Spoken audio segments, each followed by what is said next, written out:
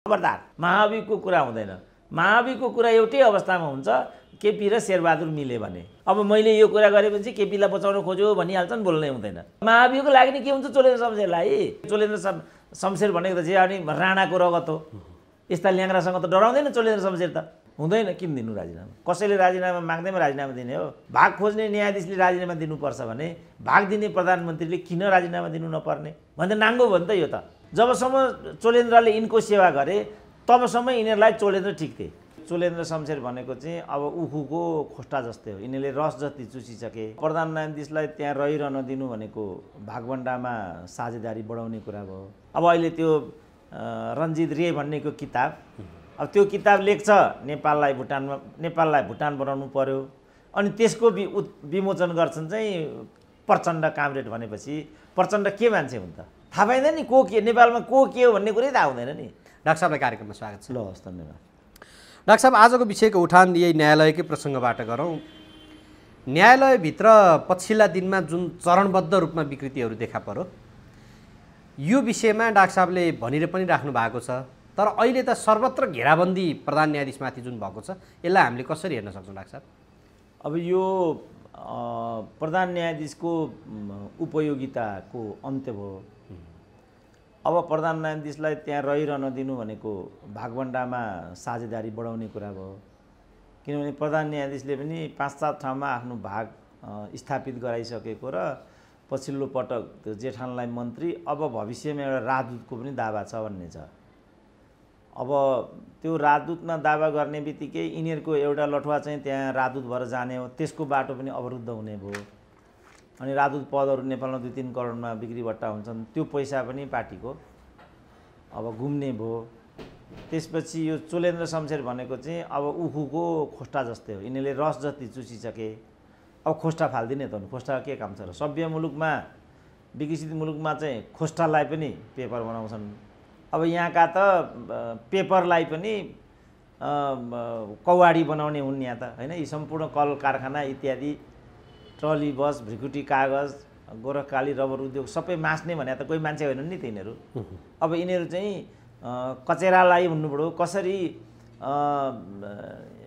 शक्तिमा रूपान्तरण गर्ने, इन्धनमा फोहोरलाई कसरी चाहिँ विद्युतमा अथवा अन्य प्रकारका स्रोतमा चाहिँ रूपान्तरण गर्ने त्यो नोहाउ हामीलाई छैन नि।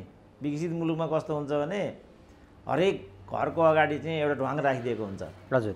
अब मासिने र नमासिने, कुहिने र नकुहिने गरेर चाहिँ फोहोर त्यहाँ हालिदिनु पर्ने हुन्छ उपभोक्ताले। नगरपालिकाले त्यसैलाई लगेर चाहिँ शक्तिमा रूपान्तरण गर्छ। तर अब यहाँ त अघि मैले भनिहालेँ, भ्रिकुटी कागज कारखानाबाट त नेपाललाई केही पनि घाटा थिएन नि, न बाँसबारी छाला जुत्ता र ट्रली बसबाट थियो। अब यी सबै सिद्ध्यायो नि त यिनीहरूले। यो सिद्ध्याउनुलाई नै क्रान्ति हो र यही नै लोकतन्त्र हो भन्छन् यहाँका फटाहरू चाहिँ।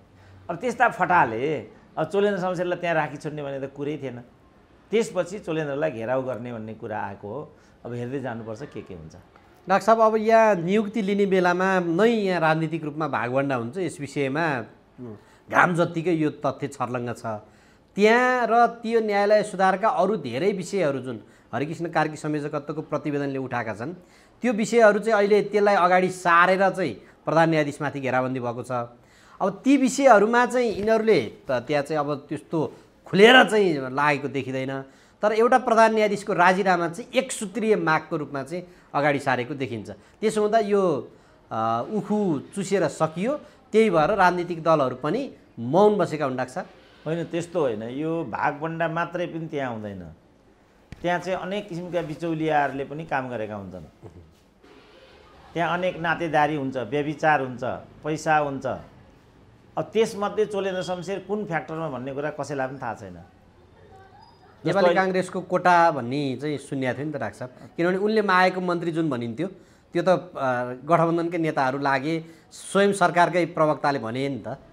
त्यसो भने ऊ मन्त्रीले किन हट्नु पर्यो त? उनी पनि प्रचण्ड आफैले भनिरहेको थिए कि यिनी चाहिँ काङ्ग्रेसको कोटाबाट हल्ला गर्नुको तुक छैन भनेको होइन प्रचण्डले।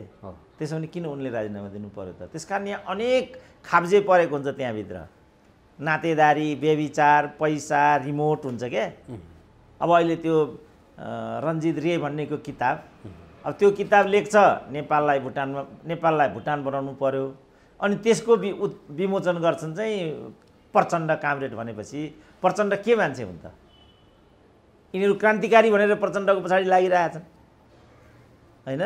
अब प्रचण्डले नै जनयुद्ध भारतको प्रायोजन भएको भन्ने कुरा यो किताबले खण्डन गर्छ भनेर त्यही कार्यक्रम गरेर भनिरहेछन्। फेरि त्यही किताबले के भन्छ, नेपाल हिजैदेखि सिरदर्द हो, यसले शान्ति क्षेत्रको कुरा गर्छ, यसले अरू कुराहरू गर्छ, त्यसकारण सबभन्दा राम्रो यसलाई अस्तित्वमा रहन दिने हो भने यो भुटान हुनुपर्छ, यसलाई भुटान बनाउनुपर्छ। अब त्यो चाहिँ यहाँका प्रचण्ड जस्ता नेताहरू गएर चाहिँ त्यो किताबको साँची बस्छन् भनेपछि को के हो भन्ने कुरा थाहा पाइन्छ त? थाहा पाइँदैन नि को के, नेपालमा को के हो भन्ने कुरै थाहा हुँदैन नि। स्वार्थअनुसार इन्डोनेसियामा एउटा घटना भएको थियो, कम्युनिस्ट पार्टीको महासचिव सिआइएको एजेन्ट हुन पुगेछ। तलदेखि लड्दै लड्दै लड्दै लड्दै लड्दै आयो, महासचिवसम्म हुन पुग्यो। लास्टमा उसैको प्रपञ्चमा 10 लाख कम्युनिस्टहरूलाई मारियो त्यहाँ। अब यहाँ केशर सङ्घको कुरा पनि त्यही हो। त्यस्ता हुन्छन् नि, बुझिँदैन त्यो कुरा। डाक्टर साहब, त्यसो हो भने यो अहिले प्रधान न्यायाधीश एउटा व्यक्ति हिजो केपी शर्मा ओलीप्रति खेदो खनिए जत्तिकै खेदो खनिए। नेपाल बार एसोसिएसनले विज्ञप्ति जारी गरेर आजबाट हामी बहस गर्दैनौँ भनौँ, वरिष्ठ अधिवक्ताहरू हामी पनि बहस गर्दैनौँ भनेर उत्रिसकेका छन्। उनले राजीनामा दिनुहुन्छ वा हुँदैन? अब यो परिस्थितिमा हुँदैन। किन दिनु राजीनामा? कसैले राजीनामा माग्दैमा राजीनामा दिने हो? जस्तो मलाई नै पनि, म आफू यो भोगिरहेको छु नि, यस्तो यस्तो बोल्छस् भने मात्रै तेरो अन्तर्वार्ता लिन्छु भन्छन् यहाँका पत्रकारहरू, मलाई नै भन्छन्। त्यो सम्भव छैन भाइ भनिदिन्छु, मलाई त्यहाँबाट निकालिदिन्छन्। अब यो कतिको मिल्ने कुरा हो त भन्ने लडाइँ हो यो। म आफूलाई नै प्रयुक्त बनाएर भन्छु क्या, यस्तो लेख भन्छन्, यस्तो नलेख्ने भने तेरो लेख छापिँदैन भन्छन्। मैले मेरो विचार त्यहाँ दिने हो कि उसको त सम्पादकीय मात्रै उसको अधिकारको विषय, अधिकार क्षेत्रको विषयवस्तु हो नि। सम्पादकीय चाहिँ त्यस पत्रकारको हुन्छ, बाँकी त जो व्यक्ति हुन् तिनीहरू त्यसको अधिकारी हुन्छन् नि त। त्यसकारण अहिले अघि मैले भने नि, अब अहिले जुन अस्ति त कानुन मैले त्यही बेला भनेको थिएँ यो ठिक भइरहेको छैन है भनेर। पहिलो कुरा त चोलेन्द्र शमशेरलाई ल्याउने विधि नै गलत छ, मैले त्यही बेला भने। त्यो बेला त यिनीहरू कोही पनि बोलेनन् नि। जबसम्म चोलेन्द्रले यिनको सेवा गरे तबसम्म यिनीहरूलाई चोलेन्द्र ठिक थिए। चोलेन्द्रलाई नै प्रयोग गरेर केपी ओलीको त्यो नियति बनाइदिए, त्यहाँ पनि ठिक थिए। तर जब चोलेन्द्रको उपयोगिता सिद्धियो त्यसपछि उनीहरू यहाँ आइपुगेका छन्।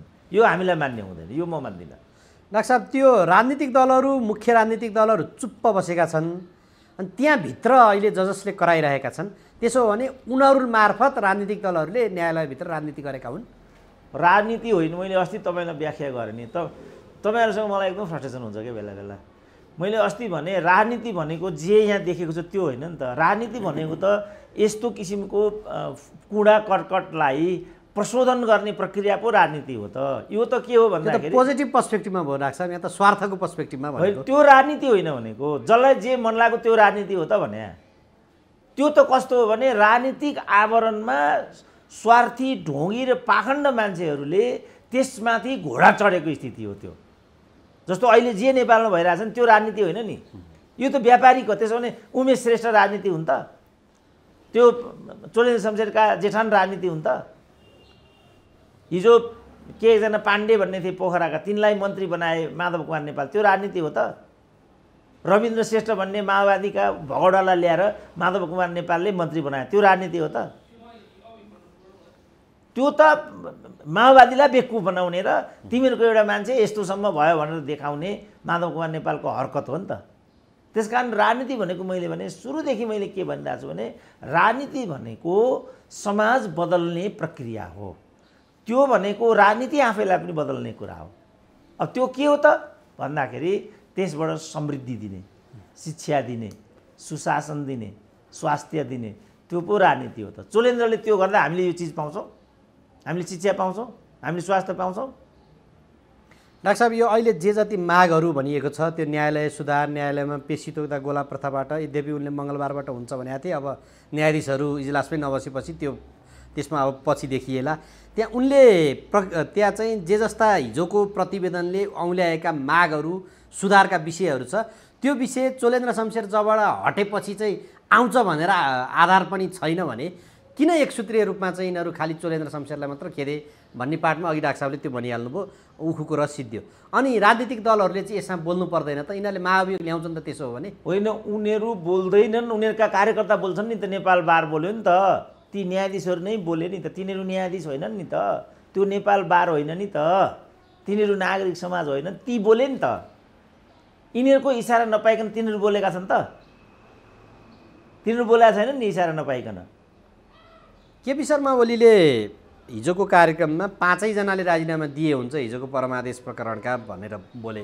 त्यही प्रसङ्गमा प्रधान न्यायाधीशले पनि 5 जना पनि त विवादमा छन् नि, त्यो फैसला विवादमा हुँदाखेरि 5 जनाले दिने हो भने म पनि दिने भन्नुको अर्थ चाहिँ के हो डाक्टर साहब? त्यो एकदम प्रष्ट अर्थ छ। तिमीहरूले मलाई यो सब हरकत गर्दाखेरि चाहिँ नेता बनाएर विभिन्न किसिमको कुकर्म गरायो। अब जब मैले तिमीहरूलाई दिनुपर्ने कुरा दिइसकेँ भनेपछि एक्लै छोड्ने भनेको हुन्, ठुलो चुनौती हो नि त्यो।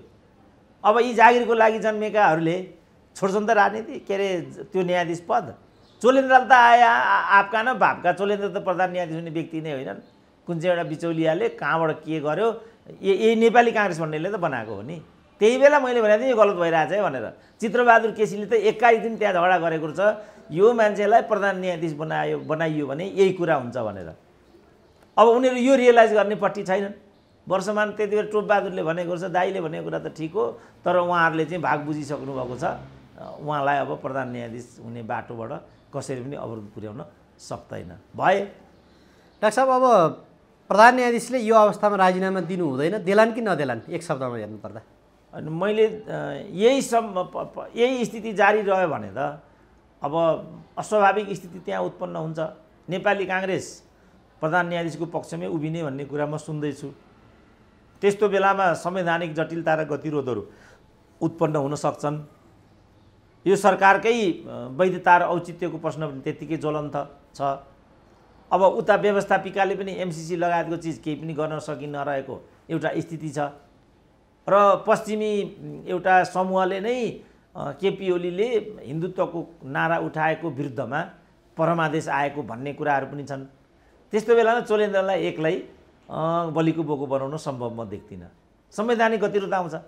अनि कार्यकालीकै शेरबहादुरकै अहिले सुशीला कार्कीले भनेकै पनि छ, भाग खोज्ने न्यायाधीशले राजीनामा दिनुपर्छ भने भाग दिने प्रधानमन्त्रीले किन राजीनामा दिनु नपर्ने भन्दा नाङ्गो भयो नि त यो त। त्यसो हुँदा कतिपयले अहिले आशंका गरिरहेका छन् यसमा प्रमुख प्रतिपक्षी पनि किन मौन छ भन्ने पाटमा यो एउटा के तर्क आइरहेछ भने अब संसदमा गतिरोध जारी छ, सभामुख विवादमा छन्, प्रधान न्यायाधीश विवादमा आए, प्रधानमन्त्री परमादेश भन्छ, प्रतिपक्षीले अझै स्वीकारेको छैन। यी समग्रको परिदृश्य अब चुनाव हो भन्छन् नि कतिपय डाक्टर साहबले। हो डाक्टर साहब, चुनावभन्दा अर्को त उपाय नै छैन नि। किनभने यस्ता प्रश्नहरू उठे लोकतन्त्रमा भने यो के हो भनेर निरूपण गर्ने अदालत होइन नि त, जनतै हो नि। यही संविधानले पनि जनतालाई सार्वभौम सत्ता सम्पन्न मानेको छ। जनता सार्वभौम सत्ता सम्पन्न हुन् भने जनताले दिएको मतादेशलाई हेरफेर गर्ने अधिकारी परमादेश हो र? त्यो त प्रष्टै छ। प्लस हिजो एउटा कानुनवेत्ताको लेख मैले पढिरहेको थिएँ, उनले त्यहाँ के कुरा भनिराखेको छ भनेदेखि अझै पनि अदालतबाट यो सरकारलाई बदर गराउन सक्ने कानुनी गुन्जाइस विद्यमान छ अरे। त्यस कारणले चाहिँ चोलेन्द्र शमशेरलाई यिनीहरूले अहिले नै नरहे बाँस नबजे बाँसुरी भनेर डाँडा कटाउन खोजे जस्तो बुझिन्छ। किन चोलेन्द्र शमशेर भनेको त जे अनि राणाको रगत हो। यस्ता ल्याङ्ग्रासँग त डराउँदैन चोलेन्द्र शमशेर त। बिग्ने भए त्यही महाभियोगको लागि नि के हुन्छ चोलेन्द्र शमशेरलाई?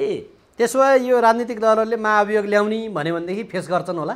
त्यो त यिनीहरूको 2 तिहाई नै पुग्दैन, ल्याउँदैन। कसले ल्याउँछ र महाभियोग? आउँदै आउँछ। उक्साइरहेका छन् नि 4 जना प्रधान न्यायाधीश। खालि पब्लिक कन्जम्सनको लागि मात्रै हो। महाभियोगको कुरा हुँदैन। महाभियोगको कुरा एउटै अवस्थामा हुन्छ केपी र शेरबहादुर मिले भने। अब त्यो गराउने प्रपञ्च कुनै तेस्रो शक्तिले गरायो भने हामीले रोकेर रोकिँदैन, त्यो हुन्छ। अन्यथा महाभियोगको कुरै हुँदैन। यो यिनीहरूको चाहिँ नग्नता मात्रै त्यहाँ पर्छ। किन यो सबै गरेको त त्यो बार, त्यो नागरिक समाज, त्यो यो परमादेशवादीहरू सबैले गरेको कुकर्मको यो त नतिजा हो नि। अब मैले यो कुरा गरेपछि केपीलाई बचाउन खोज्यो भनिहाल्छन्, बोल्नै हुँदैन। यो त केपीसँग सम्बन्धित विषयवस्तु नै छैन नि। यो तरिकाले शासन प्रशासन गर्नु कतिको उचित हुन्छ भन्ने मात्रै प्रश्न हो नि त यो। किनभने यो देश जनताको लागि उत्पन्न भएको कलह होइन नि। केपी ओलीमाथि जति आरोप लगाइएको छ ती सम्पूर्ण आरोपहरू सही हुँदाहुँदै पनि त्यो नेपाली देश र जनताको पक्षमा केपी ओली लतारौँ भनेर होइन नि त। एउटा मरेको लाचारलाई त्यहाँ लगेर प्रधानमन्त्री बनाऊ अनि रिमोट हातमा लिएर संसारभरिका राजदूतहरूलाई फिर्ता गरौँ अनि त्यहाँ आफ्ना चट्टाबट्टालाई भर्ती गरेर पैसा कमाऊ, यो न हो। डाक्टर साहब, अब प्रधान न्यायाधीश त्यो न्यायालयभित्रको प्रमुख हो।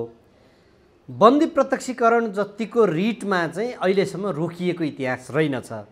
त्यहाँ न्यायाधीशहरूले हामी इजलासमा बस्दैनौँ भने अब उनले आफ्नो पावर प्रयोग गरेर ती न्यायाधीशहरूलाई कारबाही गर्न सक्ने ल्याकत राख्दैनन् भने?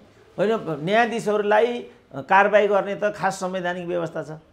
प्रधान न्यायाधीशले पनि यही कुरा भनिरहेछ, म एउटा संवैधानिक प्रक्रियाबाट आएको हुँ, अर्को संवैधानिक प्रक्रियाबाट मात्रै तिमीहरूले म माथि कारबाही गर्न सक्छौ, तिमीहरूले सडकमा मेरो राजीनामा भन्दैमा राजीनामाको कुरा आउँदैन भनेपछि न्यायाधीशको कुरा पनि त त्यही होला। यहाँ यो न्यायाधीशहरूले काम गरेनन् भनेर कानुनी प्रश्न उठाउने, त्यस पछाडि त्यो विषयमा पनि त केही व्यक्तिहरू लाग्न पर्ने हुनसक्छ कि हुँदैन डाक्टर साहब? होइन, अब यहाँ त सम्पूर्ण कुराहरू हुन सक्छन्, हुन नसक्ने भन्ने कुरा केही पनि छैन, जे पनि हुन सक्छन्। तर त्यसलाई चाहिँ फङ्सनल बनाउनको लागि त पद्धतिमै उभिनुपर्छ होला नि त। जस्तो यिनीहरूले विभिन्न शक्ति, राष्ट्रिय अन्तर्राष्ट्रिय शक्ति लागेर केपी ओलीको पो त्यो नियति गराइदिए त। सम्पूर्ण नागरिक समाज पनि त्यसमा लाग्यो, अरू तह तब्का पनि लागे। तर भयङ्कर ठुलो गल्ती त हुन पुग्यो भन्ने कुरा त यी घटनाहरूले पनि देखाउँछन्। किनभने जुन सम्धिलाई राखेको भनेको छ त्यहाँ, त्यो सम्धिलाई राख्नुको के तरिका र किन भन्ने कुरा त अहिले पनि नेपाली समाज प्रश्न भन्न सक्दैन नि? सक्छ छैन भने यो गर्ने को? यदि वास्तवमा चोलेन्द्र शमशेर यो गर्ने हुन् भने त यो त कारबाहीको विषय त बन्छ। तर यो कुरा त सत्ताधारी घटकले पुष्टि गर्नु पर्यो नि त। डाक्टर साहबले हिजोको दिनमा दिनुभएको एउटा तर्क जस्तो न्यायालयभित्र राजनीतिक दलहरूको स्वार्थ हाबी भयो भन्ने प्रसङ्गमा त खिलराज रेग्मी प्रकरणबाटै प्रष्ट थियो। त्यसमा उनले मन्त्री परिषदको अध्यक्ष छोडेको बेलामा मात्रै प्रधान न्यायाधीश छोडेका थिए भनेपछि अब अहिले चाहिँ स्ट्रङ रूपमा प्रधान न्यायाधीश म राजीनामा दिन्न, ल अब म फेस गर्छु भनेर अगाडि बढ्न सक्लान् वा नसक्लान्, यो विवाद सामना गर्लान् वा नगर्लान् डाक्टर साहब? होइन, यो त प्रधान न्यायाधीशले गर्लान् नगर्लान्, तर कार्यपालिकाको लागि गम्भीर चुनौती उत्पन्न हुने म देख्छु। किनभने ऊ के गर्छ त यसमा? यस्तो बेलामा उसले अगाडि सरेर के भन्नु पर्यो, तपाईँले मार्ग प्रशस्त गर्नुपर्छ भनेर मौन छन्, बोल्दैनन्। ऊ त्यो भन्न सक्ने अवस्थामा भए जस्तो नलाग्ने मात्रै होइन कि नेपाली काङ्ग्रेस प्रधान न्यायाधीशको राजीनामा पक्षमा छैन भनेर सुनेको छु मैले। किनभने उसले नै बनाएको प्रधान न्यायाधीश हो। चोलेन्द्र शमशेर त्यहाँ लगेको त नेपाली काङ्ग्रेसले नै हो नि। अब यस्तो बेलामा नेपाली काङ्ग्रेसले नै अगाडि सरेर जसरी यो मन्त्रीलाई राजीनामा दिलाए, भएको श्रीमान बढ्ता भयो, तपाईँलाई अमेरिकाको राजदूत बनाइदिउँला अथवा यस्तै केही। यिनीहरू त पद लेनदेन गर्ने बाटर सिस्टममा चल्ने मान्छे नै हुन्। यद्यपि संवैधानिक निकायमा गएको मान्छेले राजदूत हुन पाइँदैन भन्ने छ, तर केपी ओलीले नीलकण्ठ उप्रेती भन्ने एउटालाई इन्डियाको राजदूतै प्रस्ताव गरेका थिए। यी त डाङ्गा बाबा न हुन्। यी त जे पनि गर्छन्, प्रधानमन्त्री भएर राजदूतमा जान्छन्, मन्त्री भएर राजदूतमा त अहिले पनि 4 जना छँदैछन्। यी त नाङ्गा बाबा न हुन्। यिनीहरूलाई पद चाहिन्छ, बास कुरा सिद्धियो। मूल्य, मान्यता, प्रथा, परम्परा, लोक लज्जा केही यिनीहरूलाई त हामी यो त देखिराखेका छौँ। त्यसकारण यिनीहरूलाई थोरै जस्तो प्रधान न्यायाधीशमाथि, जस्तो अदालतमाथि, न्यायाधीशमाथि, न्यायमूर्तिहरूमाथि त यो तरिकाले बहसै गर्न पाइँदैन नि, मानहानि लागिहाल्छ नि। यहाँ त अब तपाईँ आजदेखि नआउनुहोस् भनिदिन्छन्। एउटा वकिलले तपाईँ बेन्च अर्को राख्नुहोस्, यो राख्नुहोस् नत्र भने हुँदैन भनिदिन्छन्। राजीनामा जबसम्म आउँदैन तबसम्म हामी बहस गर्दैनौँ भनिदिएको छ। अब भनेपछि यसले के हुन्छ त भन्ने कुरा आयो। मानिलिउँ 6 महिना चाहिँ त्यहाँ बहस पैरवी भएन। जस्तो मैले अस्ति पनि एक ठाउँमा भनेको थिएँ नि, राष्ट्रिय मानवाधिकार आयोगमा यस्तै स्थिति उत्पन्न भयो केही वर्ष पहिला। त्यो राष्ट्रिय मानवाधिकार आयोग भन्ने चाहिँ व्यभिचारको अखडा रहेछ। अनेक किसिमका गैर कानुनी कामहरू त्यहाँ हुँदा रहेछन्। केही नैतिकवान मानिसहरू पनि संयोगले राष्ट्रिय मानवाधिकार आयोगको सदस्य बनेर त्यहाँ पुगे। उनीहरूले त्यो देखेपछि उनीहरूले प्रश्न उठाए, यो त मिल्दैन, यो के गरेको भनेर। अब 5 जनाको सङ्ख्या त्यहाँ, यस्तो यो के गरेको, यो ठिक हुँदैन भन्नेमा 2 जना भए, तिमीले भनेर हुन्छ भन्नेमा 3 जना भए। तिनै 3 जनाले चाहिँ त्यो राष्ट्रिय मानव अधिकारलाई आफ्नो स्वार्थको अखाडा बनाएर अगाडि लगे गरे। ती 2 जनाको केही पनि जोर चलेन। 4 वर्षसम्म ती 2 जनाले सही मात्रै गरेर खाए जागिर त्यहाँ। त्यसपछि मैले त्यति बेला लीलामणि पौडेल चाहिँ मुख्य सचिव थिए। एउटा कार्यक्रममा मेरो लीलामणि पौडेलसँग भेट भयो। एउटै पार्टीका प्रचण्ड प्रधानमन्त्री थिए, उनी पनि माओवादी पार्टीका, प्रचण्ड त माओवादी भइहाले। त्यसकारण यहाँ सिक्वेन्स मिल्छ होला भनेर लीलामणिजी एउटा यस्तो राष्ट्रिय मानवाधिकार आयोगको कुरा सुन्यो, यसले देशको प्रतिष्ठामै आँच पुर्याउने, राष्ट्रिय मानवाधिकारकै एउटा गरिमामा चाहिँ आँच पुर्याउने जस्तो मलाई लाग्यो। यो ती 2 जना मान्छे तर्फबाट गल्ती भएको भने के गल्ती भएको मलाई नै मात्रै भनिदिनु भए पनि हुन्छ, म उनीहरूलाई यो हरकतबाट रोकिदिन्छु। होइन भने तपाईँले प्रधानमन्त्रीसँग सरसल्लाह गरेर यसमा हेरिदिने एउटा व्यवस्था मिलाइदिनु न, के भएको कसो भएको भने। तर उहाँले त्यसलाई कहिले पनि प्रत्युत्तर गर्न आवश्यक ठान्नु भएन। यसो त गरिरहन्छन् यिनीहरू।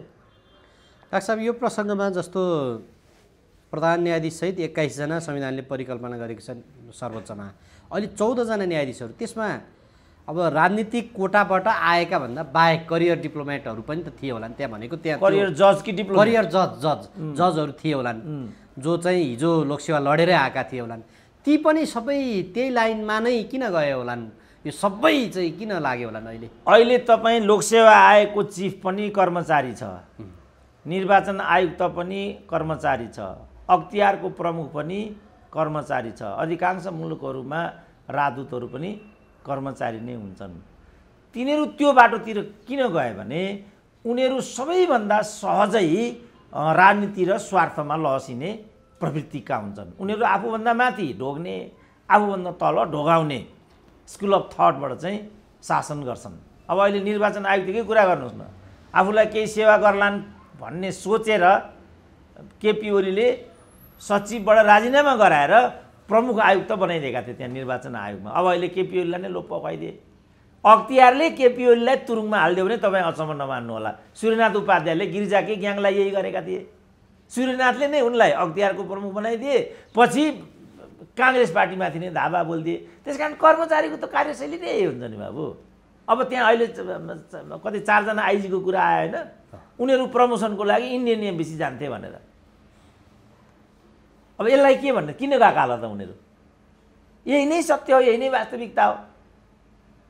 यही नेपाली राजनीतिको प्रवृत्ति देखेर राजाले 17 साल गरिदिएको थियो। अन्तर्राष्ट्रिय तत्त्वहरू हुन् भन्ने आरोपै त्यहाँबाट आएको हो।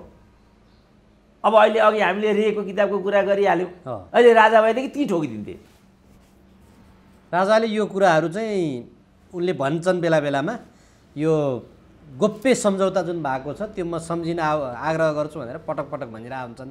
त्यो उनले केही मात्र खुलासा गरे भएदेखि त ठुलै प्रधान न्यायाधीशको यतिको केस हुँदाखेरि पनि मौजछन्। तर अब यो प्रसङ्गमा नि डाक्टर साहब, जस्तो 5 जनाले राजीनामा दिए म दिन्छु, नत्र म दिन्न भनेर चोलेन्द्र शमशेर चाहिँ अडिग भइराखे भने यसको निकास कसरी निक्लिन्छ होला, के हुन्छ होला भोलिको दिन? होइन, यो त जस्तो अनन्तकालसम्म यो, किनभने चोलेन्द्र शमशेर पछि हटिदिएनन् भने मलाई लाग्छ चोलेन्द्र शमशेर नहट्ने सम्भावना पनि छ। हामीहरू जस्तो मान्छेहरू पछाडि पनि छौँ कि तिमीले हटिरहनु आवश्यक छैन। अहिले त भनेको त जनमत पनि विभाजित हुने भयो यहाँ। अब नेपाली काङ्ग्रेस पनि पक्षमा नहुने बित्तिकै प्रचण्ड मुखर ढङ्गले अगाडि आइराखेका छैनन्। प्रचण्डको मोलतोल होला, बालोटारको काण्ड छ, व्हाइट बडीका कुराहरू छन्, यो क्यान्टोनमेन्टको पैसाको कुरा छ, अनि उनको चाहिँ अन्तर्राष्ट्रिय अदालतका विषयवस्तुहरू छन् विभिन्न। यो त कोही पनि राजनीतिक एउटा चरित्रमा छैन नि, कोही पनि एउटा राजनीतिको एउटा आदर्शमा छैन। त्यसकारण न्यायालय पनि बिग्रेको छ, त्यसकारण प्रशासन पनि बिग्रेको छ, शैक्षिक क्षेत्रमा यही छ, निजामतीमा यही छ। खालि यिनीहरू के कारणले हो सेनामा चाहिँ प्रवेश गर्न सकिरहेका छैनन्। यद्यपि रुकमाङ्गतकै पालादेखि त्यो प्रयास नभएको होइन, त्यति बेला ठुलै हलचलै आयो। त्यसो भएको हुनाले यिनीहरू त के भने पूर्णत त्यसको घोडा चढेर आफू मालामाल हुने होइन। यहाँ जनवादी शिक्षा भन्ने, आफ्नो छोराछोरी अमेरिका राखेर पढाउने, यहाँ चाहिँ सुन्दरी प्रतियोगिता गऱ्यो भनेदेखि कपाल लुस्न जाने अनि आफ्नो धेरै जसो समय चाहिँ ब्युटी पार्लरमै गुज्रिने। त यस्तो कुरालाई पनि कसैले प्रश्न नउठाइदिने, जसले उठायो पद नपाएको रोदन भनिदिने, अलि बढ्ता गऱ्यो भने प्रतिगामी भनिदिने, अनि अलिकति बढ्ता गऱ्यो भने हामी जम्मै मिलेर राजाले टाउको उठाए देश निकाला गर्नुपर्छ। देश निकालाको व्यवस्था छ र अहिले नेपालमा? देश निकाला विरुद्धको हकको बरु व्यवस्था छ। विकृति विसङ्गति भयो, तिमीले ठिकसँग गर्यौ न, लोकतन्त्रको मर्म धर्म अनुसार गर्यौ न पनि भन्न नपाइने। अब यसमा यही बिचमा शङ्कराचार्य पीठाधीश नेपाल आएका छन्। उनी नेपालको राजा राजै मान्छन्। पूर्व राजा ज्ञानेन्द्र शाहले पनि कुनै न कुनै हिसाबमा अब यो सर्वत्र विकृति भयो भनेर आवाज उठाइरहेका छन्। यी समग्र परिदृश्यले भोलि अर्को एउटा राजनीतिक व्यवस्था, अर्को एउटा चाहिँ कुनै एउटा सुडानमा भए जस्तो कुको अवस्थामा लैजाला कि नलैजाला लाग्छ? त्यस्तो सम्भावना छैन, किनभने सुडानमा भएको कु, म्यानमारमा भएको कु, थाइल्यान्डमा भएको, पाकिस्तानमा भएको कुको लागि त सैनिक पनि तत्पर हुनु पर्यो नि त। नेपालको सेना प्रोफेसनल सेना हो, त्यो गर्दै गर्दैन, उसँग कुनै राजनीतिक महत्त्वाकांक्षा छँदै छैन। त्यस्तो बेलामा राजाले अथवा सेनाले अर्को तरिकाले आउने भनेको चाहिँ अन्तर्राष्ट्रिय इसारामा मात्रै हो। अब अन्तर्राष्ट्रिय इसारामा केही कुरा हुन खोज्यो भने त त्यो कुरा हामीले रोकेर रोकिँदैन। हिजो राजतन्त्र पनि त अन्तर्राष्ट्रिय इसाराकै कारणले गएको हो नि, होइन भने नेपाली सेनाले अब राजा भनेको त हाम्रो परमाधिपति हो, हाम्रो परमाधिपति विरुद्धको यो हरकत चाहिँ हामीलाई स्वीकार्य हुँदैन र एउटा संवैधानिक दायरासहितको राजाको पक्षमा नेपाली सेना सदाझै रहिरहनेछ भनेको भए त नेपालबाट त राजतन्त्र जाँदैन थियो नि। किन राजतन्त्र विरोधी त नारा पनि थिएन नि, 12 बुँदेमा पनि गणतन्त्रको कुरा थिएन, निरङ्कुश राजतन्त्रको अन्त्य भन्ने मात्रै कुरा थियो, राजतन्त्रको अन्त्य भन्ने कुरा थिएन। सँगसँगै धर्मनिरपेक्षताको कुरा पनि 12 बुँदेमा थिएन। त यो त उफ्रेर आएको छ। यो उफ्रेर जसले ल्याइदियो त्यसले उफ्रेरै नेपाललाई हिन्दू राज्य बनाइदियो, नेपाललाई राजतन्त्रात्मक फेजमा लगिदियो भने म भन्न सक्दिनँ। अन्यथा देशभित्रको शक्तिले नै चाहिँ नेपालमा व्यवस्था परिवर्तन गरिहाले पनि त्यो टिक्ला भनेर म सोच्दिनँ। किनभने राजनीति चाहिँ शक्तिले मात्रै निर्धारण गर्छ। राजाले म आउँछु, राजा आइतबार आउँछन्, सोमबार आउँछन् भन्दैमा राजा आइहाल्ने होइन। आइहाल्यो भने पनि त्यसलाई टिकाउने त शक्ति चाहियो। त्यसलाई टिकाउने शक्ति खोइ त? राजतन्त्रको भूमिका के हो, राजतन्त्रको औचित्य के हो, उसले गरेको त्याग बलिदान योगदान के हो, त्यो कुरामा बहस विमर्श गर्नुको सट्टा खालि यहाँ यिनीहरूलाई लगेर जेलमा हाल्नुपर्छ, यिनीहरूलाई हतकडी हाल्नुपर्छ, अब यिनीहरूको यस्तो हुन्छ, अब राजा आउँछ भन्दा पढ्तिर त केही पनि भनेको हामी सुन्दैनौँ। त्यो भन्न थालेको पनि 10 वर्षभन्दा बढी भइसक्यो। आयो त राजा कहीँबाट? त्यसो भन्दा राजाको यो एजेन्डाको कुरा गर्नेहरूलाई हाउसमै पठाउन सक्दाखेरि पनि कमल थापाको 24 सिट त त्यो एजेन्डाको आधारमा त्यहाँभित्र पुगेको छैन। उसले त्यहाँभित्र गएर बेइमान गरिदियो। उसले नै गणतन्त्रलाई परिपक्व तुल्याउनेमा उल्लेखनीय भूमिका खेलिसकेपछि न 24 सिटबाट राप्रपाले पनि वञ्चित हुनु पर्यो। त्यसकारणले यो वस्तु तथ्यलाई नबुझ्नु नै राजतन्त्रको एजेन्डा स्थापित नहुने खास कारण। अब यसमा राजा स्वयंलाई पनि इन्ट्रेस्ट भयो जस्तो मलाई लाग्दैन। अहिले नै भनौँ न, विद्या भण्डारीले नै कति राम्रो कुरा गरिन् त। इतिहासमा चाहिँ शासकहरू आउँछन् जान्छन्, व्यवस्था अदला बदली हुने स्थिति बन्छ बन्दैन, तर इतिहास त कहिले पनि बदलिँदैन। कति राम्रो कुरा भनेको छ त राष्ट्रपतिले। यही कुरा प्रचण्डले पनि भनेको छ। अहिलेको राष्ट्रपतिको भन्दा त सानमान त बरु राजा महाराजाको त कहाँ थियो भनेर भनेको छ। तर जो आफूलाई राजावादी भन्छन् ती राजावादीहरूले त यो चिजलाई सैद्धान्तिक व्याख्या गरेको तपाईँ काहीँ पनि सुन्नुहुन्न। बरु यस्तो किसिमको व्याख्या हिजो बिपी कोइराला गर्थे, त्यसपछि कृष्णप्रसाद भट्टराईले गरे, अहिले आएर चाहिँ विपिन कोइराला, प्रकाश कोइराला, मनिषा कोइरालाले गर्छन्। राजाको नाममा 30औं वर्ष भात मांसा खानेहरूले त तपाईँ यस्तो कुरा गरेको सुन्नुहुन्न। तर राजतन्त्रको दुर्नियत के भने यो राजाको कुरा गर्ने, राजालाई राष्ट्रिय एकताको प्रतीक मान्ने र राजा बिना राष्ट्रियता सम्भव छैन भन्नेहरूलाई नै राजाले सबैभन्दा बढी प्रताडित गरे। 20औं वर्ष लगेर जेलमा लगेर कोचिदिए, प्रवासमा गएर जीवन बिताउनु पर्यो। त्यसपछि नै राजाको यो नियति भएको छ। अहिले पनि मैले आफै राजालाई भेटेँ। राजा यो सब चिजमा राजनीतिक रूपले अन्तर्क्रिया गर्नै चाहँदैनन्। उनको चाहिँ एउटा काल्पनिकताको आधारमा पछिल्लो चरणमा त उनी विभिन्न मठाधीश सन्त महन्त जोगीहरूको कुम्भ मेला भरेर नेपालमा राजतन्त्रको परिकल्पना गर्नेतर्फ हुन् कि भन्ने देखियो। हामीसँग अन्तर्क्रिया गरे हुन्छ नि, बरु नेपालका युवाहरूसँग अन्तर्क्रिया गर्ने। उद्योग किन बन्द भयो, कल कारखाना किन बन्द भए, शिक्षा स्वास्थ्यको किन ग्यारेन्टी हुन सक्दैन लोकतन्त्रमा पनि, किन आज सबै मान्छे निजी अस्पतालहरूमा उपचारार्थ जान्छन्, वीर अस्पतालको किन त्यस्तो अवस्था भयो।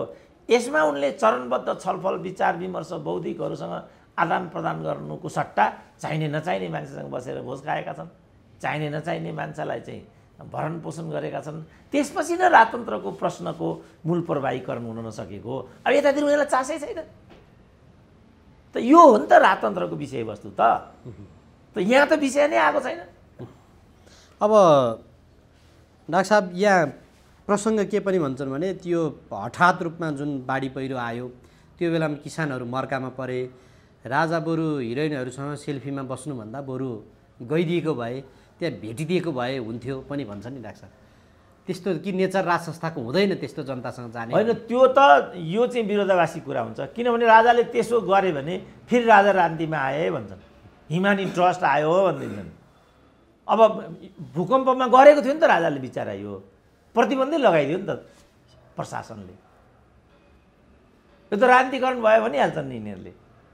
अब नेताहरू त जिप लाइन चढेर बस्छन्, हेलिकप्टरबाट मात्र घुम्छन् भन्ने प्रसङ्गमा जाँदाखेरि त के फरक पर्थ्यो होला? यो त हाम्रो मात्रै कुरा राख्छ होइन। उनले भनौँ न, अब यी मसँगै पनि मेरो त कुनै राजनीतिक हैसियत छैन, म कसैलाई केही पनि गर्न सक्दिनँ, केही पनि मबाट हुँदैन। तै त मान्छे आशा गर्छन्। हिजो मात्रै मसँग एउटा चाहिँ यो माओवादी कार्यकर्ता भएको हैसियतले सेना इत्यादिबाट चाहिँ विभिन्न किसिमको यो यातना इत्यादिबाट अङ्गभङ्ग भएको एउटा शङ्कर पौडेल कि यस्तै के नाम गरेको मान्छे चितवनको यति ठुलो कागजको मुठो लिएर आइराखेको थियो।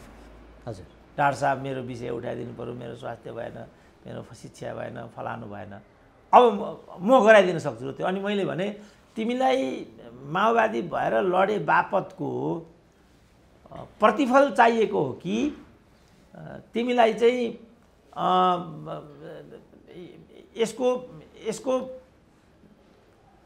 यसको आदर्शको कुरा तिमीलाई चाहिएको हो कि यसको भौतिक प्रतिफल चाहिएको भने मैले ऊ अकमकियो। यदि तिमीलाई यसको भौतिक प्रतिफल चाहिएको भने यो बाटो गलत छ, तिमी प्रचण्डको बाटो जाऊ, प्रचण्डले मात्रै तिमीलाई केही कुरा गर्न सक्छ। हजुर मरे म, मेरो त हजुर माई बापै हजुर हो, हजुर बाहेक कोही छैन भन्न सक्दा मात्रै तिमीले प्रतिफल पाउँछौ। होइन, आदर्शको लागि तिमीले लडेको भने तिमीले चारतिर भौँतारेर माग्दै हिँड्नुको केही अर्थ छैन। जस्तो माओवादीकै लडाकाहरूले पनि जनै 7 लाख 8 लाख लिए भन्ने कुरा छ। मेरो प्रश्न चाहिँ के भने तिमीले पैसाका लागि जनयुद्ध लडेका हो, जसरी नेताहरूले पदका लागि लडेको भन्ने कुरा पुष्टि भयो, त्यसरी तिमीहरूले पैसाका लागि लडेका हो। धिक्कार छ यदि तिमीहरू पैसाका लागि लडेका हो भने, मैले उनीहरूलाई त्यो भन्छु। त्यसकारण तिमीलाई के चाहिएको त? तिमी आज के का लागि लडेका थियौ त हिजो? तिमी यसरी ठाउँ ठाउँ गएर माग्दै हिँड्नको लागि लडेका थियौ तिमी त माग्नको लागि तिम्रो भौतिक शरीर त छँदैछ। कतिको त यहाँ ज्यानै गयो, कतिको आँखा नै गयो, कतिले चाहिँ प्लास्टिकको ब्याग यहाँ बोकेर किडनी ड्यामेज भएको हुनाले प्लास्टिकको युरिनको ब्ल्याडर के अरे ऊ लिएर हिँडिरहेका, ब्ल्याडर अल्टरनेटिभ ब्ल्याडर लिएर पोको लिएर हिँडिरहेका हुन्छन्। तिमी त ल्याङस्याङ भए पनि कमसेकम हिँडिराखेका थियौ, बिचरा ऊ लाचार छ। डाक्टर साहब, यो अघिको ठ्याक्कै यो प्रसङ्ग, यो काठमाडौँ जिल्लामा बुक जुन आयो त्यो पुस्तकमा जे जस्ता विषयहरू उठान गरियो, राजदूतले एउटा अन्तर्वार्तामा त्यहाँ भएका विषय सार्वजनिक भएको भनेका छन् र यसभन्दा अगाडि पनि प्रयोगशालामा पनि केही कुराहरू आएको थियो, बेला बेलामा यस्तो आइरहेको छ। अब त्यहाँ राज संस्थाको विषयमा पनि छ। कतिपय व्यक्तिहरूले चाहिँ यो राष्ट्रियता धरापमा पर्यो भन्छन् र राजनीतिक दलहरू चाहिँ त्यो बुकमा उठाइएका विषयवस्तु बारेमा चुप बसेका छन्। यसलाई कसरी हेर्ने डाक्टर साहब? यो त उनीहरूको पहिचान हो। मेरो चाहिँ यसमा भनाइ के छ भने यो उनीहरूको यो व्यावसायिक प्रवर्धनको लागि मच्चाइएको हरकत हो कि, किनभने जस्तो यो मदन पुरस्कार इत्यादिले पनि 7वटा 8वटा 9वटा किताबहरू सेलेक्टेड भन्छ नि, अब 9वटा किताबहरू त हामीले हेर्नु पढ्नु पर्यो नि त। सबै जस्तो 9वटा किताब मैले नै 9वटा किताब पढेँ। त यो उनीहरूको व्यावसायिक प्रवर्तनको लागि मिलीभगत नगरेको प्रपञ्च हो कि यसमा पनि योभन्दा पहिला पनि 3-4 किताबहरू यसरी नै आए। सुधीर शर्माको किताब पनि यही हो। अर्को एउटा त्यस्तै के रातो चन्द्र, हजुर रातो चन्द्र, सूर्यचन्द्र कि होइन, इन्डियनवाला नै यो नेपालीवाला। रातो चन्द्र भनेको त इन्डियन नेपालीवाला हो, यो इन्डियनवाला नै सुधीर शर्माको भयो। अनि अर्को एउटा रिपब्लिका भन्ने झाकै किताब थियो, नेपाली रिपब्लिकली यस्तै के भन्ने एउटा झा भन्ने यहीँकै पत्रकार, पछि सायद त्यो इन्डियाको थियो कि के थियो, यो हिमालयन टाइम्स कि कुनमा काम गर्थ्यो, उसको एउटा किताब भयो। त्यसपछि अर्को एउटा औपन्यासिक टाइपको किताब पनि आयो। त्यसपछि अब हामीले यति चर्चा गऱ्यौँ, कसैको किताबको एउटा विज्ञापनको माध्यम हामीले किन हुने बा त्यसको लागि यिनीहरूले गरे बा त्यो त्यहाँको त्यो पब्लिसरले नै मचाएको यो प्रोपोगेन्डा हो कि।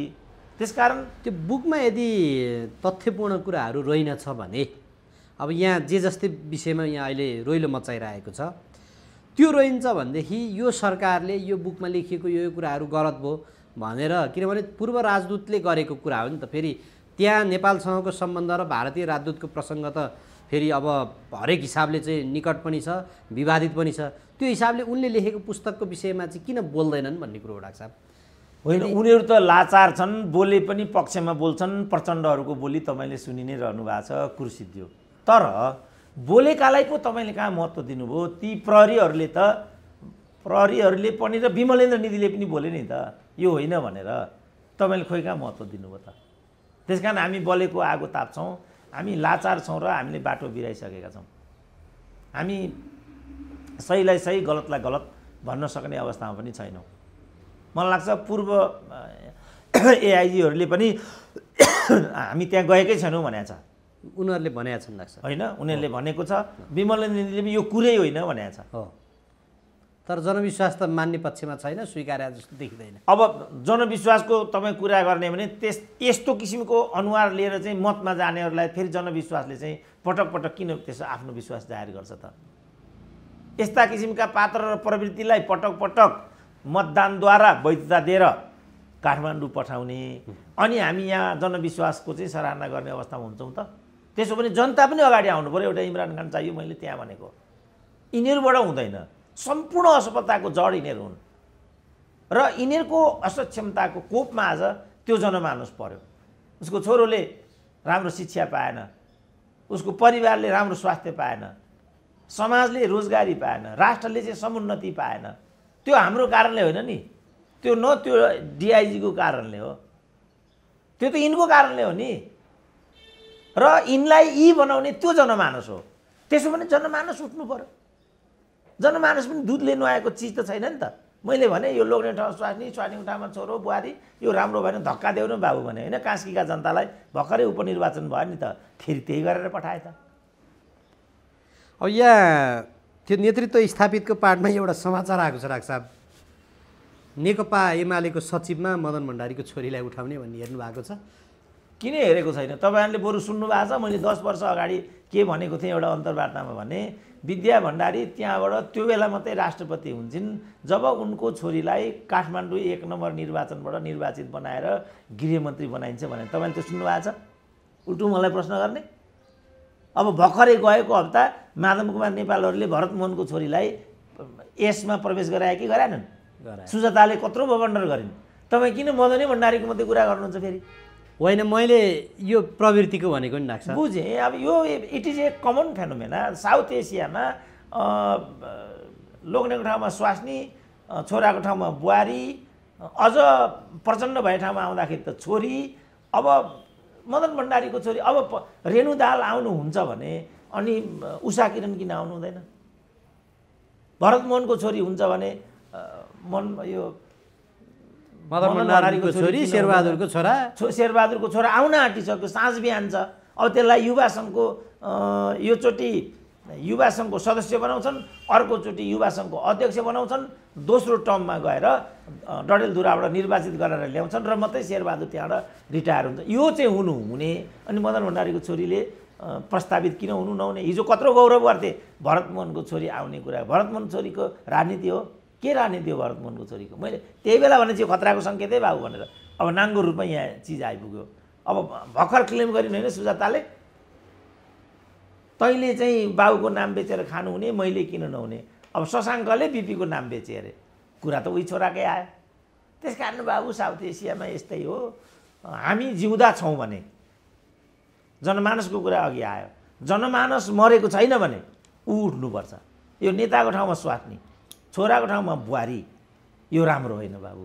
यसले न लोकतन्त्रको गरिमालाई उकास्छ, न हाम्रो अन्तर्राष्ट्रिय छवि प्रवर्धित हुन्छ। एउटा 21औं शताब्दीको नागरिक जस्तो बाँच्नु नगाँटे हामी। जनमानस जिउँदो छ भने भन्ने प्रसङ्गमा डाक्टर साहब अहिले कतिपयले के भन्छन् भने चोलेन्द्र शमशेरलाई बलिको बोको बनाउँदै गर्दा उसलाई हिजो बलिको रूपमा लिएर आउने, त्यसलाई पर्छाउने, त्यसलाई उपार्ने व्यक्तिहरू पनि त जिम्मेवार हुन्छन्। यसमा त अहिले यही प्रधानमन्त्रीले राजीनामा दिनुपर्छ, किनभने चोलेन्द्र शमशेरले उसलाई यो मन्त्रीको रूपमा शपथ नगराऊ भन्दा भन्दै गराए, विवादमा ल्याए भन्ने कुरा आइरहेको छ। र यो समग्र घटनाक्रमभित्र त उनीहरूले पनि ग्रिन सिग्नल दिएर उनीहरू पनि लागिपरेको भएर यो गठबन्धन नै यसमा दोषी छ भन्छ नि डाक्टर साहब। यसमा जनमानस उर्लेला कि नउर्लेला? होइन, त्यसमा त हामीले अघि चर्चा गऱ्यौँ नि। सुशीला कार्कीले के भनिन् भने, मैले अहिले नै भने नि त, सुशीला कार्कीले के भनिन् भनेदेखि भाग खोज्ने दण्डभागी हुने हो भने भाग दिने दण्डभागी हुन्छ कि हुँदैन। त्यसकारण प्रधान न्यायाधीशले मात्रै होइन, प्रधानमन्त्रीले पनि राजीनामा दिनुपर्छ। त आइसक्यो नि। त्यही त यहाँ जनमानसले चाहिँ यो माग्छ कि माग्दैन भन्ने होइन। अब जनमानसले चाहिँ यो कुरालाई हेरेर बस्नु पर्यो। अब यस्तो कुकर्म गर्नलाई धक्का दिन तत्पर छ कि छैन त जनमानस? मैले कास्कीको कुरा भने नि त। मैले के भनेर आएको भनेदेखि लोग्नेको ठाउँमा स्वास्नी, छोराको ठाउँमा बुहारी अत्यन्तै तल्लो स्तरको घृणास्पद एउटा फेनोमेना हो। कास्कीका गौरवशाली जनता हो, एकचोटि उठ न। तिम्रो कास्की पुत्रको ठाउँमा कास्की बधु लिएर आउँदैछन् राजनीतिक दलहरूले, त विचार दिएन नि त उनीहरूले। त जनमानस पनि त अगाडि आउनु पर्यो नि त। कास्की भनेको त नेपालको अत्यन्त विकसित मध्येको एउटा जिल्ला हो, जहाँ पोखरा पनि पर्दछ। अनेक किसिमका साहित्यिक कार्यक्रम त गर्छन् त। प्रज्ञा प्रतिष्ठानका उपकुलपति जन्माउने पोखराले अनि एउटा सचेत नागरिक जन्माउन सक्दैन त? डाक्टर साहब, यहाँ सचेत नागरिकको प्रसङ्गमा हिजो केपी शर्मा ओलीको विरुद्धमा लागेका थिए व्यक्तिहरू, हामीले केपी शर्मा ओलीको हरकतको समर्थन गरे पनि होइन, तर जुन खालको परिस्थिति त्यहाँ सिर्जना भयो, अहिले चोलेन्द्र शमशेर त्यही पात्रभित्र, त्यही चाहिँ नि खालभित्र परिरहेका छन्। यसमा नागरिक समाज उर्लिन्थे, हिजो नागरिक समाज लगायतका जे उर्लिन्थे। आज उनीहरूले न्यायालयभित्रको यो विकृतिमा दलहरूलाई घचघच्याउने अथवा यो के हो भनेर किन बोल्दैन नागरिक समाज चाहिँ? होइन भाइ, यो एकदम म फ्रस्ट्रेट छु भाइ हो तपाईँहरूसँग। किनभने मैले चाहिँ तपाईँहरूसँगै पटक पटक के भनिरहेको छु भने नागरिक समाज पनि यसको लागि दोषी छ। मैले के भनेको छु? 4 पूर्व प्रधान न्यायाधीश, 4 पूर्व प्रमुख निर्वाचन आयुक्त, विश्वविद्यालयका 10 भिसी, खगेन्द्र सङ्गला नेतृत्वको सीके राउत, सीके लाल र नारायण वाग्ले सहितको नागरिक समाज, कृष्ण पहाडी पनि ब्राकेटमा यहीँभित्र पर्छन्, नेपाल बार, त्यहाँभित्रका कानुन व्यवसायीहरू, ती जम्मैले यसको चाहिँ कमसेकम फोरफार गर्नुपर्छ। हामीले फर्केर हेर्नुपर्छ हामीले कहाँ के सही गलत गर्यौँ, ताकि भोलि यी गल्तीहरूको पुनरावृत्ति नहोस्। यति त गर्नु पर्यो नि।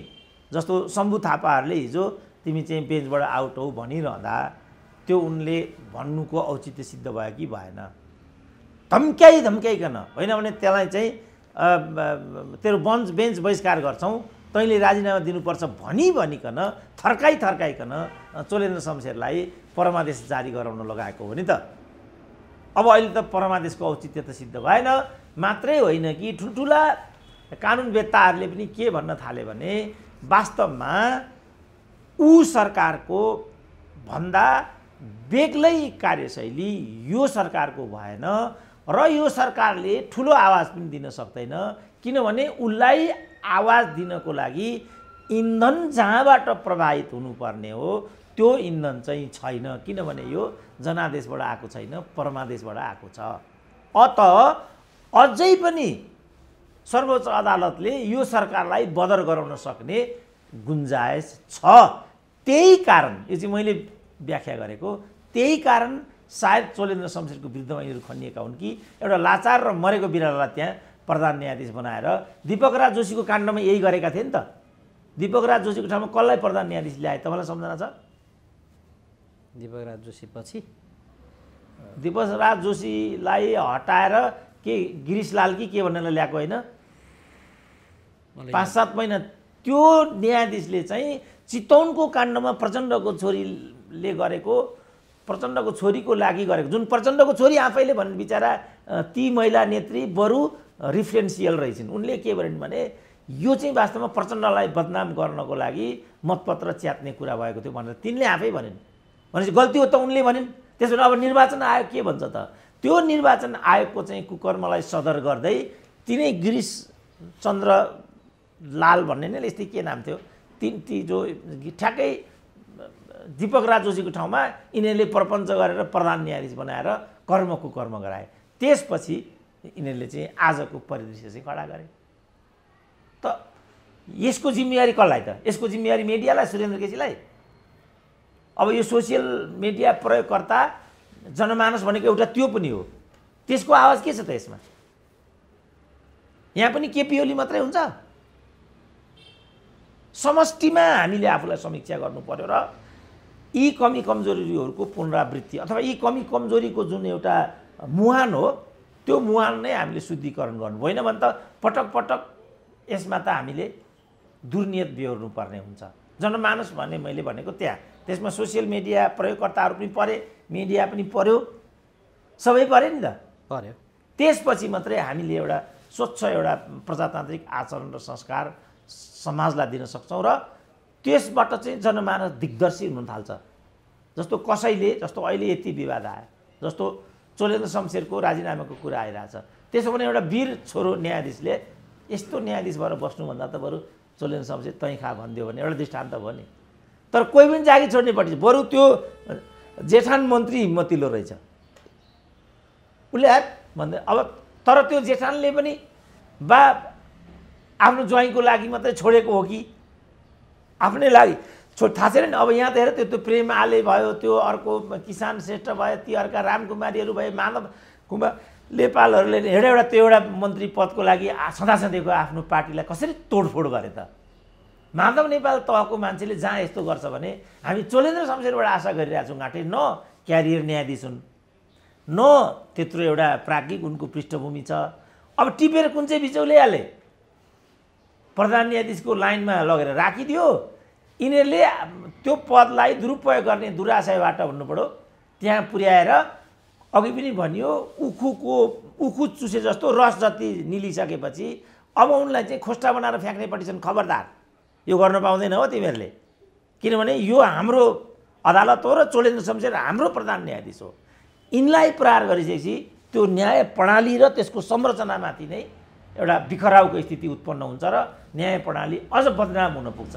यो काम त देशका कानुनविदहरूले पो गर्नु पर्थ्यो, कानुन व्यवसायीले पो गर्नु पर्थ्यो, नेपाल बारले पो गर्नु पर्थ्यो। ऊ त उफ्रिराखेको छ। हिजो चोलेन्द्र शमशेरलाई यो नगर्दाखेरि तँलाई चाहिँ कारबाही गर्छु, तेरो बेन्च बहिष्कार गर्छु भनिकन धम्क्याएर त्यो गर्न विवश बनाइसके। अब अहिले रस चुसिसकेपछि चाहिँ त्यो खोस्टालाई ल्याएर बागबजारको गल्लीमा फालिदिन पाइन्छ? यति मात्रै मेरो भनाइ हो। चोलेन्द्र शमशेरको कुरा पनि छैन, समर्थनको कुरा पनि छैन, विरोधको कुरा पनि छैन। हुन्छ डाक्टर साहब, समय दिनुभयो, धन्यवाद। ल हस्, धन्यवाद।